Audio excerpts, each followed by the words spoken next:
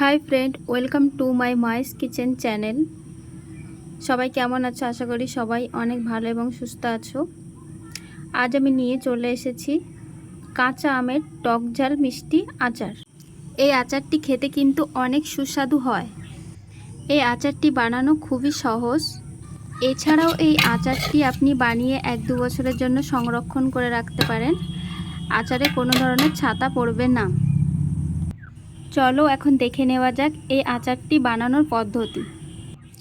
আমি এখানে বড় বড় সাইজে 2 কিলো পরিমাণ হিমসাগর আম নিয়েছি। এখন এই আমগুলোকে সুন্দরভাবে ছিলে লম্বা লম্বা করে পিস করে নিব, আর আমের সাথে ছিবড়াটা এভাবে রেখে দিব।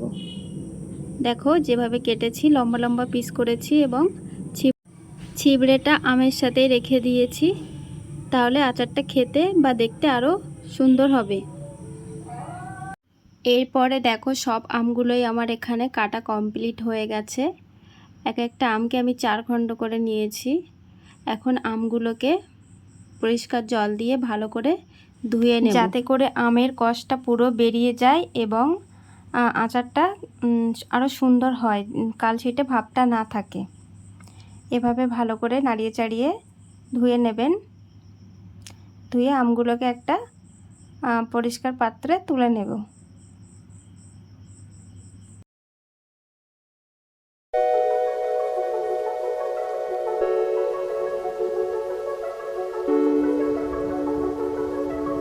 এখন এই আমগুলোকে সেদ্ধ করার জন্য একটা বড় হাঁড়ি নিয়ে নেব এবং এর মধ্যে পরিমাণ মতো লবণ আর হলুদের পাউডার দিয়ে দেব।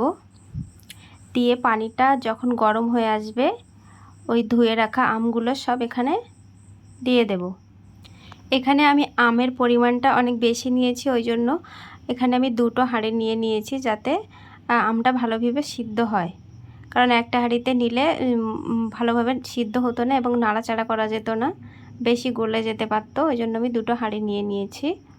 তো এখন পানিটা গরম হয়ে গেছে, আমি এখানে আমগুলো দিয়ে দিচ্ছি। 2টো হাঁড়িতে ভাগ করে আমগুলো দিয়ে দিয়েছি এবং এগুলোকে সেদ্ধ করে নেব। আপনারা এখানে আমটাকে 20 থেকে 25 মিনিট গরম পানিতে এভাবে ফুটিয়ে নেবেন। 20-25 মিনিট পরে একটা আম উঠিয়ে দেখব কতটা গলে গেছে। দেখো আমটা গলে গেছে। এরপরে হাঁড়ি থেকে আমগুলো একটা পাত্রে নামিয়ে পানি ঝরিয়ে এখন আমগুলোকে কলার পাতার উপরে এভাবে এক একটা করে বিছিয়ে দেব, যাতে আমের গায়ে 2 পিটি রোদ লাগে এবং এতে যা জল আছে সেগুলো রোদে ভালো করে শুকিয়ে যায়। এভাবে আমি আমগুলোকে পুরো একদিন রোদে শুকিয়ে নেব। তার পরের দিন সকালবেলা আমি আমে মশলাটা মাখিয়ে এখন দেখো এখানে আমি যে উপকরণগুলো নিয়েছি, রেড চিলি পাউডার, সরিষা, মৌরি, 5 ফোড়ন আর গোটা ধনে নিয়েছি। দেখো এগুলো সবগুলো এখন আমি হালকা আঁচে ফ্রাই করে নিয়েছি।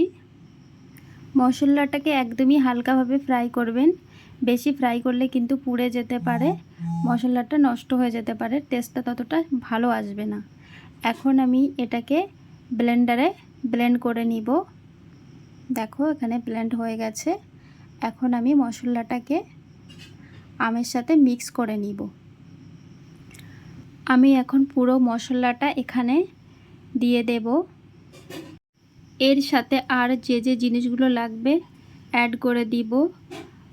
পরিমাণ মতো লবণ অ্যাড করবেন এবং এর সাথে পরিমাণ মতো চিনি অ্যাড করে নেবেন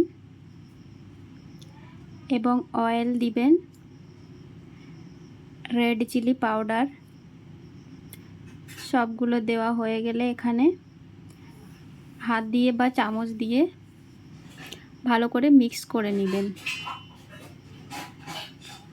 তারপরে আমাদের আচারটি পুরো রেডি।